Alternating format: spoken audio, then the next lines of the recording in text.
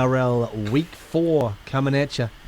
It's the One New Zealand Warriors versus the Newcastle Knights coming up on Easter Sunday. Ooh, everyone's getting excited for it, and everyone's excited as well because the teams have just been named. So we're going to run through and have a look at them, the lineups, because that's what we do on Tuesdays. To get things started, we'll have a look. The Newcastle Knights coming up. And that's good. And the Warriors now. Oh, baby, he's back. He's back in the number 1 jersey too. Look the fuck out, everyone. It's going to be exciting for a lot of folks. Roger. The hot stepper. Out on the wing. Surprisingly solid this year. Soul Glow. He's letting it glow. He's been playing bloody well. Dallin Waitini Zelezniak. Inside him, the favourite flavour of everyone at the moment. Rocco. What'd you call him, Isaac? Rocco Road. Rocco Road. Rocco. And partnering him in the centres on the other side. Of course, Roger's gone to the back, so it's the return of the POMP. I don't know what you heard about him, but he's back anyway. Partnering his mate, the old Matador, Mahelo, out on the left edge, so that'll be a bit of an interesting talking point. I know a lot of people wondering about that part of the game. Number 6, it's the money man. He's re-signed last week and he got us a crucial try as well. Luca, the money. Should have scored the first try. I had money on him. Should have too. He should Sorry, have. Miss Jackson.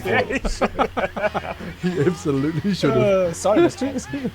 And then there's the guy at halfback who's just kind of playing with no legs at the moment. He's still doing his thing, Shawnee. And of course, number 8, whenever he goes out to the edge, that's what you hear. Yours, because all the defenders don't want to see him. Adam Fanua Blake. At number 9, crucially, all eyes once again on the elbow. Wade Egan, the prestige. Will he play? Will he get omitted again? We'll see. Guy who was great last week, number 10, Big Barney Bam Bam. Gave it. Origin bowl tattoo. Smoky for Origin. That's it.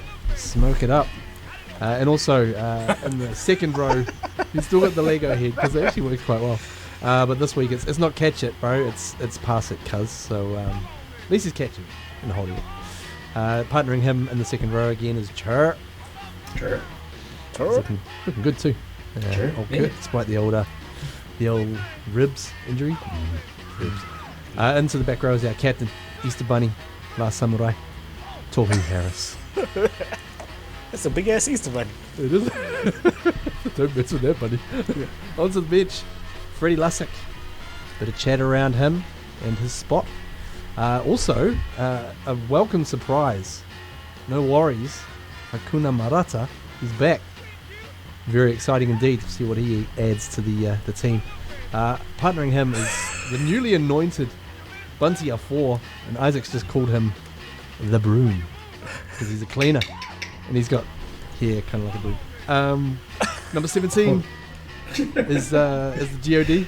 Glutes of Doom, of course. Dylan Walker. Missed last week's game, so he's been named this week. We'll see if he stays in. And then that 18th man, shall we dance? Tom Ali. Don't know if he's going to get a dance or not, but that indeed is your team for this week. Well, one thing Tom Ali can't do is throw a little mini football into the stand because after the game in Christchurch, they were throwing little footballs into the stand, and he couldn't even get it off the field. He was like, oh wow.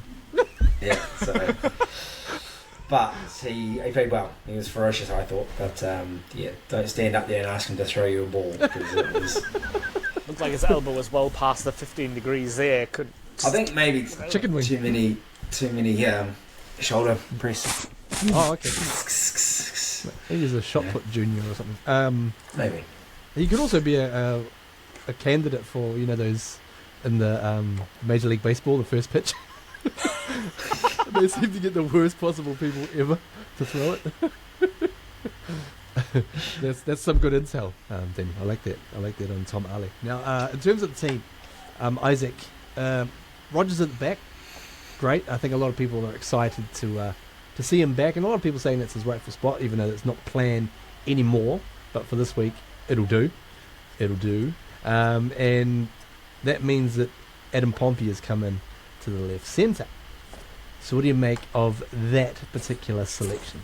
Oh, just wait for Facebook to blow up Deluxe with everybody's most polarizing player from last year, probably. Polarizing player from last year. Pompey. Yeah, I like it. I think he's done nothing wrong. I mean, played every game last year, almost every minute. He deserves to be there. He's next cab off the rank in that centre position. And yeah, RTS, embarrassment of riches to be able to put him at the back as a third string fullback. Jeez, that's not bad. Not bad for third string. That's good quarterback depth chart right there. One little thing, and I know Roger will work on this, is he a little bit suspect under the high ball? Just a touch. And maybe it's kind of the rust of not, having 1,000 high balls, pre-week as well, which you think they'll be drilling it as well. That was just the only little thing, but hey, phenomenal. That step he put on to score that try, just having that level of ability coming out, it's world class. Yeah, absolutely. I'm with you on that, but on the high ball side of things, but surely this week they will just be sending it his way. How many high balls did he take in Union? Exactly. Was he able to throw the soft ball into the stands? Jazz did a really good job actually. Oh yeah, as well. Yeah. Okay. I didn't see Roger doing that, but yeah, I did have a little moment when that ball went up and Rapana got it, and then it was a bit of a thing. I was like, we're going to work on that next week, but he will. He will. Indeed. Isaac Egan, he's maybe third time lucky. He's been named again. What are we thinking? I don't reckon he plays. I don't. Surely he does. Professor S, I don't reckon he does. I reckon we see Lussick to start, and either Jazz or CHT to come onto the bench. Okay. That's what I reckon will happen. Oof. I don't know why. I've just been feeling lucky about this week for some reason. About Wade. Hopefully he wasn't throwing. Hopefully he wasn't throwing any soft footies into the crowd. Stop him. Now, but because of Wade being included, of course, Freddie is at this stage pushed back to the bench. I know that you've got a good insight on that because people have been chatting about Freddie's role versus someone like Chanel and what they would offer as the extra dummy half. Yeah, I think we've spoken about it a few times. Freddie is he's a more than adequate replacement. He obviously doesn't bring what Wade does. Wade is unique and is well touted around the league that he has the ability to bring his full pack onto the ball and really manipulate the space around the ruck. Freddie doesn't quite have that, and you can see the players running off to sort of angles rather than running into direct, and that's obviously a big part of what Wade does. But I guess the work that Freddie does do is around the defence side of things. He's in the top 3 tacklers this season already. His tackle percentage is huge, and he's got a big engine. Like, he played a lot of minutes last week before he got a break too, so that is an important factor of the role. Yes, you can't always have the upside attacking parts, but he's got the defensive side. So when Wade is how Wade is playing now, and the fact he's just coming back in, it's probably good to have Freddie there just in case Wade doesn't make it through a minimum 60, right? But when we see Wade at full fitness or close to full fitness and really getting into the rhythm of it, we'll probably see the CHT factor or that utility player coming on to play dummy half, because I think we need to be mindful of what happens in a game. We obviously had Tuopiki come off. Fortunate to cover with Cape well, but it does disrupt the system a little bit as well. So, I just think we won't carry 2 80-minute, 70-minute hookers each week. Once Wade's fit, ready to go, we'll have CHT as our backup hooker. I'm going to give you some good marks there, bro, for going through that whole spiel without mentioning either Carl Lawson or Bailey Saranen. I thought for sure you were going to bring them up Two of your old faves. Lords. I kind of got off Lords now. I Okay, think, but not Bailey. That's Bring good. him back. time heals. Isaac, how excited are you to see Marata back on the bench? Oh, it's going to be good. It's going to be good. I mean, it just adds an extra little bit of punch to the forward pack. Again, it'll be interesting to see how Webster juggles that bench. And probably give us an indication of what things will look like moving forward. But yeah, it just add a little bit more strike to our forward pack, which I know it's only been a few games, but maybe we're missing a little bit of extra punch outside of Adam. You know, Mitch Barnett is doing his job and doing it well, but he's not quite in that same sort of echelon of strike forward that Murata and Adna. So mean to have him back. Runs some really good lines too, does Marata. So yeah, that is exciting. Bora, before we jump out of here, bro, is this the team that we need to defeat those nasty Knights? 100%. Yeah, having your best players back who are available fit. Dill's walk back as well.